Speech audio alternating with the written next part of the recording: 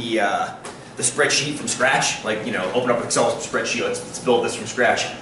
And then I keep forgetting this isn't an Excel class. Like, Excel's great, and I love getting you guys using it. I want to use it as much as I possibly can with you. But I gotta remember that I can't make you guys program. Say again? They should have an Excel class. There is an Excel class. There is. CIS 125E. I highly recommend it for anybody, honestly. My buddy Lou usually teaches it. He's an Excel genius. I've learned so much by talking to him. I've never actually taken an Excel class. I probably should have at some point. I taught myself over the past 20 years, which everything I learned in 20 years you can learn in 3 months with Lou, probably.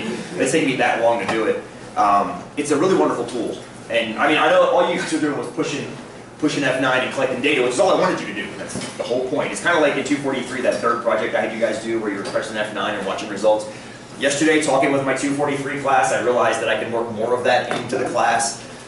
Yeah, it's great. It's absolutely great. It's a great way statistically. You'll see it in at least one of your 2 up-and-coming out-of-class exams, how you can create hypothesis tests. So everything we're doing right now is based on what are called sample distributions. And that's every time you see me draw a curve on the board, it's always a bell curve. And it won't always be a bell curve depending on what we're testing, but right now it always is. It's either a T or a Z curve. And part of the problem with that, as far as I'm concerned, is that, and your third project will address this pretty well for you too, is that you have to meet these assumptions. I'm always talking about things like watch out for outliers, make sure you've got at least enough data so that n times p is bigger than 5. And I never actually like wrap your knuckles if you don't, because I'm giving you good data. I'm giving you data that actually works. And then we're going to collect data today, and we'll check that data for assumptions, and we'll make sure it fits the bill. And, because it's one thing to give you guys tools, and it's one thing to make sure you know when to use the tool. It's like watching my son with the hatchet when we're out there by the fire. Exactly. Don't take my son away.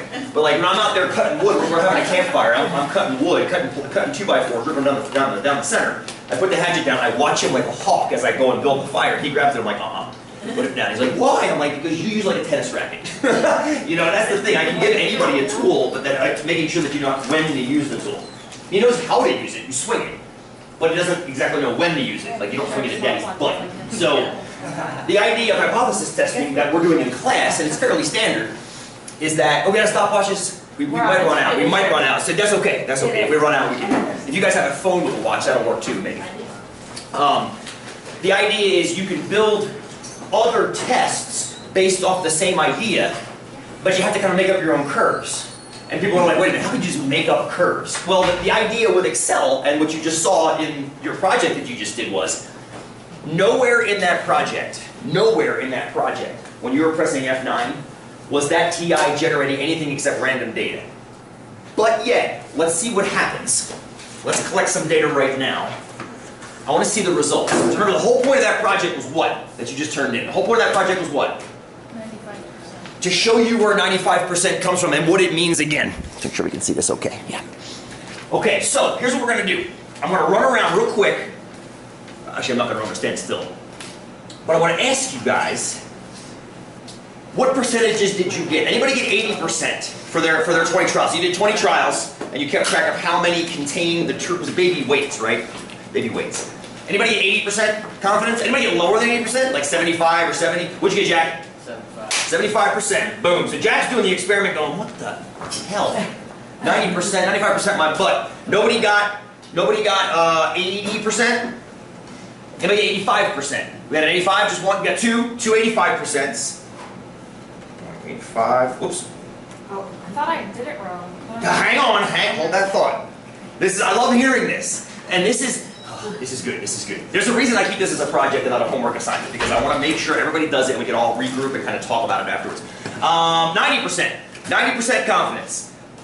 No 90s. 95% confidence. Okay, let me write this down. 0.95. Boom, boom, boom, boom. Let's see it again. 1, 2, 3, 4, 5, 6, 7, 8. Good. 8. 100% confidence. 100% confidence. 1, 2, 3, 4, 5, 6, 7, 8. Okay, beautiful. Okay, so there's our results. I love what you said, Kaylee, about I thought you did it wrong. I've never had a 75 yet. This is fantastic. I mean, you definitely did it wrong. Take a look, friends. Take a look. Take a look. Wow. You see, I heard a wow. Why is there a wow over there? Why is there a wow? X marks. Because the average is 95%. So yeah, Jack, you got 75%, which is definitely a low ball, of course. But for Jack's 75%, all I'm going to do, quite simply, is take 4 of the people that got 100 and donate one of their successes to Jack, which then gets him up to 95%. You see what I'm getting at here? And it brings all them down to 95% as well. Kayla, you got 85%, right? I'm going to take 2 more of those 100% confidences and donate 2 of their successes to you. Okay, 1 of each to you. And then somebody else 85% too. Kelsey, I think it was? Somebody got, tell me again. Josh. This is Josh. Thank you, Josh. And John is here. John, Josh. Thank you guys. I'm going to donate 2 more to you guys. That brings you up to 95, and it brings 2 more hundreds down to 95.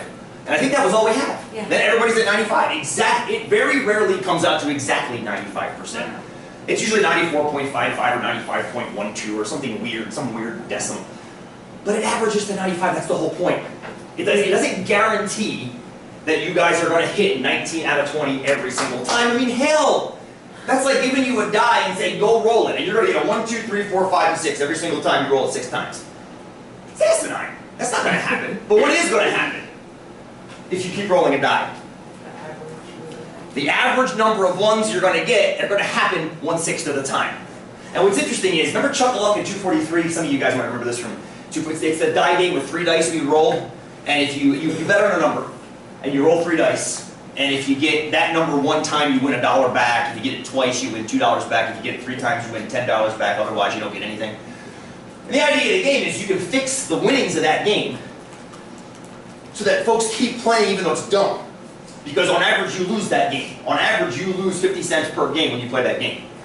So yesterday in class, I got Excel simulating it, holding down F9 with the stapler, walking around looking at it, and I'm like, God, this game sucks. And then as soon as somebody said, God, this game sucks, a bunch of 3s came up. 3 5s, 3 5s, 3 5s. Like, whoa! Like, you see what happened right there? You got like 3 5s 3 times in a row. That shouldn't happen. But on average, it averaged out beautifully to exactly how many times it should have happened. Because we ended up playing the game like 5,000 times. Kelly? Well, someone has to win big, else no one would play. Well, it's Vegas, isn't it? Like, yes, but here's the deal though. You can't tell me when it's going to happen. Right. But That's why the people kicker. play is because they have the chance of winning. Yes, and they think they can predict. They wait till a machine is quote unquote hot. Yeah. It hasn't hit in a while, therefore it's hot. It's ridiculous. You have no idea. They're independent trials. Now, granted, if you sit there forever for infinite length of time, in the Chuck-a-Luck game, 1 in 216 on average are going to hit big. But you have no idea when they're going to happen. Like yesterday in class, they didn't happen at all. Then boom, boom, boom, boom, a whole bunch of them in a row. It averaged out to 1 in 216, but you're going to bankrupt yourself trying to get there. Right. That's the thing. I think I told you guys the Gambler's Ruin story, right? There's a guaranteed way to make $1 with a friend of yours. Guaranteed way to make $1 from a friend. Go into a bar with a quarter and say, let's do a bet. Here's $1. Pay me 2 to 1 odds if I flip this coin and I get heads. You give me $2 back. So you give the friend $1, flip a coin. If you get heads, they hand you $2. That means you won $1, right? But if you lose, now put $2 more down. So now you got $3. But you bet 2. So now play again. Play again. Flip the coin. If you get heads, they pay you 4 now. But you see you have $3 down? See what I'm getting at here? So every time you lose, double your bet. If you win, go home. You've won $1. So if you win the first time, he hands you 2, or she hands you 2, but you've bet 1, so you clear $1 of winning. Fair so far? But that's only going to happen half the time. The other half the time, you're going to lose. So then you go, all right, here's $2 more. Now you're out 3. But you flip the coin. If you get heads, they're going to pay you 4, but you paid them 3, so you're up $1. That's if you win, which happens 25% of the time over 2 games. But if you lose, then you bet $4. Now you're in 7. But if you win, they're going to pay you 8, so you've won $1. You see the logical problem here? Yeah. The problem is it's going to cost you $1.5 million to win back 1. That's Vegas in a nutshell. That's Vegas in a nutshell. People keep playing. They're whittling away their earnings on the upside of trying to hit that big jackpot. Of course it happens. And when it happens, what happens? When somebody hits the one-armed bandit, what happens? To make sure people keep playing. They make a humongous friggin' deal. The lights go off, they point to the seat, everybody's knocking the old lady out of the way to get to her machine. Ludicrous. It's genius. It's genius is what it is. It's absolutely genius. But it's why when I go to Vegas, I go to the Climb, and I walk through the casinos just to kind of like snark at myself. Like, yep. Yep, and it's hilarious. Just watching it happen is amazing. Watching it happen is amazing. It's also why those folks watch the machines to make sure they're in balance, so to speak. I had a theory years ago that they used to rig the machines, the small little one-arm bandits. You've been to Vegas, there are slot machines everywhere. Like in the bathroom, I think to flush the toilet, you have to put a quarter in and pull a one-arm down. I'm pretty sure. But back in the day, we used to play shows down in Vegas all the time, and we would stop. And our roadie, Rocky, always walked into, I think I told you this story, may have. He'd walk into anywhere we went in Vegas with 4 quarters, and he played exactly 4 quarters. And he never came out with nothing. So in other words, he went in with 4 quarters in his right pocket, and he put anything you want in his left pocket. He never came back with nothing. In other words, he never played 4 times and lost on all 4. Now that should not happen. That should not happen every single time. I watched him do it enough. I mean, we played Vegas a lot back in the 90s, probably more than we should have. And he never came back with nothing, which makes me think they have the machines rigged a little bit, so when they sit dormant for a while, maybe have them hit, you know, within randomness a little bit to get people in, because they make a big deal about how lights go off the sounds. So, I haven't been back to check it recently. Say again? He thinks like I always win, like maybe I'll go put more money in and win again. But that's why he was smart, 4 quarters every time. And that's the way everybody should gamble, if you're gambling for investment, which you, please tell me you'll never do that. Please tell me you'll never do that, right? You gamble for pure fun. And only pure fun. If it was only like, oh, you teach your kids how to gamble in class. No, you teach them how to gamble smart. Right? Just realize you're going to go in and lose money. And have a good time doing it. They give you free drinks sometimes. That's fun too, right? It depends. Do you buy music? You've lost money there, but you got something back from it, right? When I say lose money, I'm not saying lose is a negative thing. I'm like, it's a trade. You've given them money to do something. And some of that something is sitting in a casino, getting free drinks occasionally, you know, talking to people, hanging out. It's a social thing. It's like going to a club or anything else. When at the end of the night, you've spent like 20 bucks to go to a club and buy drinks, and you go home, you're like, well, that's 20 bucks I'll never see again. But you had a great time for hours, right? And that's the idea. Is that you are losing money, but that's why we work, to lose money eventually and go do something else with it, right?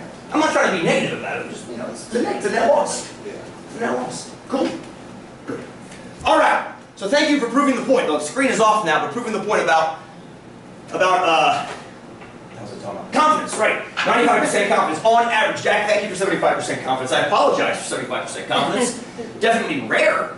It's definitely rare. It's outside of standard deviations. It would be measurable, but it happens. But it's counterbalanced down the line. And this again is why studies are often replicated. And this is what I want to bring back. So I had you guys press F9 20 times each, right? So we had hundreds of trials represented in this experiment that you guys just did. On average, 95% of those intervals trapped what we were looking for. We were looking for the average weight of a newborn. I think it was, right? A newborn, 7.67 pounds. We were looking for that average weight. Now this is a little bit fictitious because I knew what the number was. Because we've tracked so many newborns, we know how much they weigh. I think it was white American males, I believe. Is that correct? I think.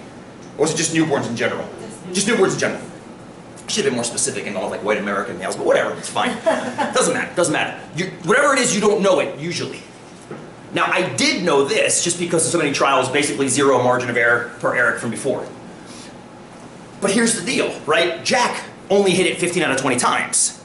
But so many of you hit it 120 out of 20 times. On average, 19 out of 20. So that's the whole point of confidence. You never know if you've actually done what you were trying to do. But you're a set level of confidence about it. If you've ever walked by Donna's door, she has this great top 10 reasons to be a statistician. And one of them, it says, never having to say you're certain. That's the great reason to be a statistician. The last one is nobody wants our jobs, which I enjoy that one too. But you never have to say that you're certain. And that's true, because you never are. There's always a chance you're going to miss. But you don't know that you've missed, right? That's the kick. You don't know that you've missed. So how do you mitigate missing? You do the experiment more than one time and see if you can replicate it. And when I say you, I mean the experiment is done more than one time. Jack, please. I do have kind of bad vision too, so it would possibly skew that. I thought I had bad vision. Oh, right. But how would that skew your results, though? You're talking about quiz. Are you talking about the quiz? No. I'm talking about the project. Oh. Oh, so that 75% wasn't even part of the project. That was the quiz. I'm talking about the project. So the average is actually higher, I'm assuming then. The average, but here's the deal, Jack. No, that shouldn't skew it, because according to Johns Hopkins, the 75% was the general population, including those with perhaps bad vision. Yeah, the quiz. I wasn't even talking about the quiz, about the project. How'd you guys do on the quiz? Okay. Again, every one of you is probably going to have different results. I mean, some of you may have gotten it right every time, some of you got it right. How many times did I have you run it? 20 times there too, or was it 10 times? 20 times there. I apologize for the confusion. Yeah, it's all good though. It's all good. I'm curious to see, and I love it, when I have Emily grade this, I can't wait for her email. Like, what the hell? I have to actually write down a set of solutions for every single possibility that you guys could have gotten from all right to all wrong. Because every one of you might have a different p-value, correct? Right, if you guys, all of your n's are 20. But your x's could be anywhere from 0 to 20. So you have 21 different outcomes of what could have happened in the experiment. So it'll be fun. It'll be fun. I'll probably drive her insane while she's grading it, but that's fine. She gets paid by the hour. She likes it anyway. Cool? How we doing today, okay? You guys all right? Yeah. Week 6, getting there. Remember, no classes Monday. It doesn't affect us at all, but don't go to your Monday class, unless you want to. Except for OSU. Or CO. Oh, wait. You don't honor veterans today? Yeah. Oh.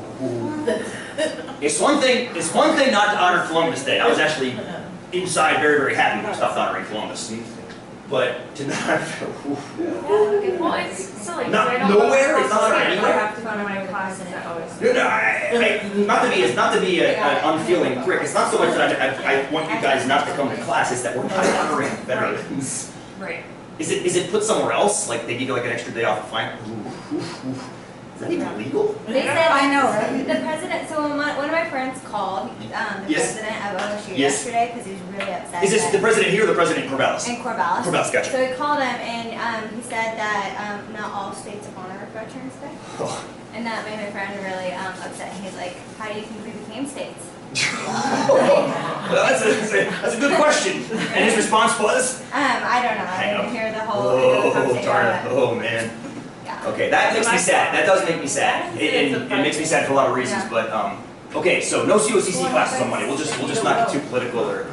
Montana doesn't Slow down a little bit. Martin. Okay, and well, Well, wait on. years ago in the 80s, I remember that my wife went to school in Pennsylvania and they didn't honor Martin Luther King Day either. And then they started honoring it, but they only honored it on the day that hunting season started.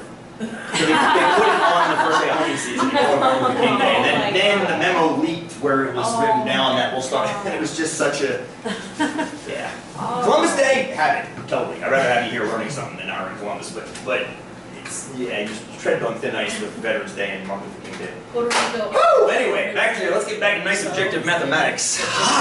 Okay, so here's what I want you guys to do. I've given you 2 props to play with today. You've got a stopwatch and you've got a ruler. Anybody not get a ruler? Jesse, you give me one. Oh, I'm sorry. Oh, that's okay. There's a bucket of rulers right there if you don't mind grabbing it. Here's what I want to do first. I want to do a couple more t-tests. We'll do a few t-tests today and then kick you out of here because I don't want to get too much testing done.